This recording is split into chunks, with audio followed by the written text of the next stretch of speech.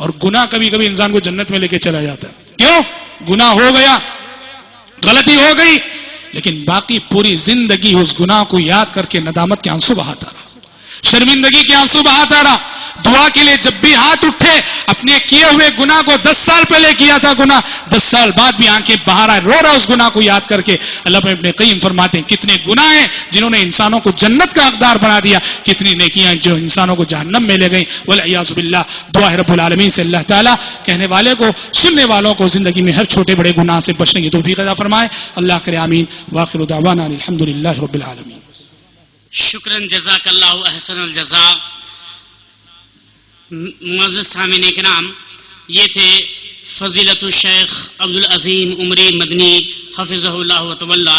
جو ابھی ابھی آپ سامعین کے سامنے نہایت ہی مدلل پر اثر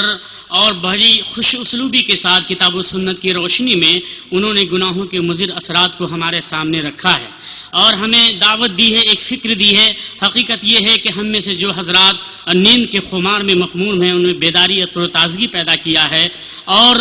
پورے موضوع کے اندر انہوں نے گناہوں کے جو مضر اثرات بیان کیے ہیں، اس سے یہی سمجھ میں آتا ہے کہ جب بھی کہتے ہیں الہی تو میرا یہ حال دیکھ، جب بھی کہتے ہیں الہی تو میرا یہ حال دیکھ، حکم ہوتا ہے کہ اپنا نامہ اعمال دیکھ. حقیقت یہ ہے کہ اگر ہم اپنے اعمال کا جائزہ اور اس کا محاسبہ اگر ہم لے لیں تو انشاءاللہ العزیز گناہوں کے مضر اثرات سے جو ہے ہم محفوظ رہیں گے. تو میں مولانا موصوف کا بے حد جو ہے صمیم قلب سے، دل کی اتھا گہرائیوں سے میں شکر گزار ہوں کہ جنہوں نے سفر کی صعوبت کو جھیلا، یہاں تک تشریف لائے اور بڑی مدلل انداز میں انہوں نے اپنے موضوع کی وضاحت فرمائی. حقیقت یہ ہے کہ آنکھوں میں بس کے دل میں سما کر چلے گئے، آنکھوں میں بس کے دل میں سما کر چلے گئے، خوابیدہ زندگی تھی جگا کر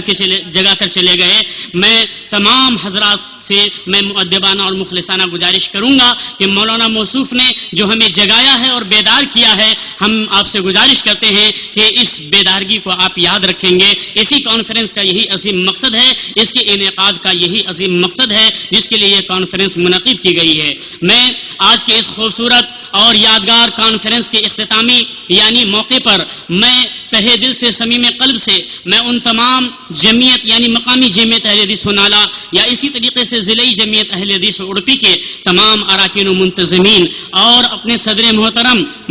اور مہمان مقرر اور اسی طریقے سے وہ ہمارے بہت سارے دینی بھائی، ملی بھائی جو ہماری یعنی سلفیت کی محبت میں، جمعیت اور جماعت کی محبت میں تمام مصائب کو جھیل کر، پریشانیوں کو بالائے طاق رکھ کر یہاں تک تشریف لائے ہیں. میں ان کے حق میں بھی رب بارگاہ یعنی بارگاہ عزتی میں دعا گو ہوں اور اپنے رب سے دعا کرتا ہوں کہ اللہ تعالیٰ آج کی اس خوبصورت کوشش کو قبول فرما کر ہم سب کے آنے جانے کو اللہ تو قبول فرما لے. اور اے اللہ رب العالمین، جن لوگوں نے بھی جن ناحیے سے، تن من دھن سے جن لوگوں نے اس کانفرنس کو سجانے میں، کامیاب کرنے میں کوششیں کی ہیں، محنتیں کی ہیں، پیسے دیے ہیں، تعاون دیے ہیں، خلوص دیے ہیں، مشورے دیے ہیں، اے اللہ ان تمام مشوروں کو قبول فرما کر کے اس کانفرنس کو ہم سب کے لیے نجات کا ذریعہ بنا دے. اور خاص کر کے یہ کانفرنس جس زمین پر منعقد کی جا رہی ہے، جہاں خاص کر کے شرک و بدعت کا خاص کر کے بول بالا ہے، اللہ تعالیٰ اس شرک و بدعت کے خاتمے کا یہ وسیلہ بنا دے. اللہ رب العالمین ہم سب کو کتاب و سنت سے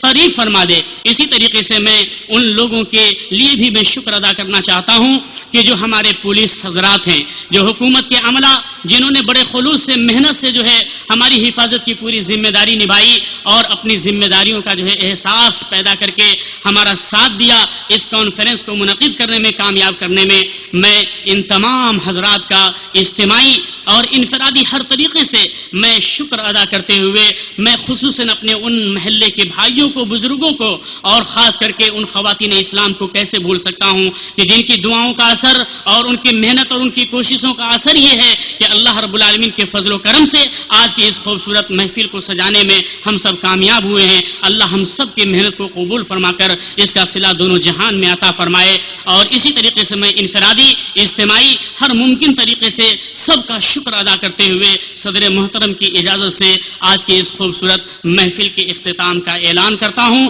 سبحانک اللہم ربنا و بحمدک اشہد ان لا الہ الا اللہ استغفرک و اتوب الیک.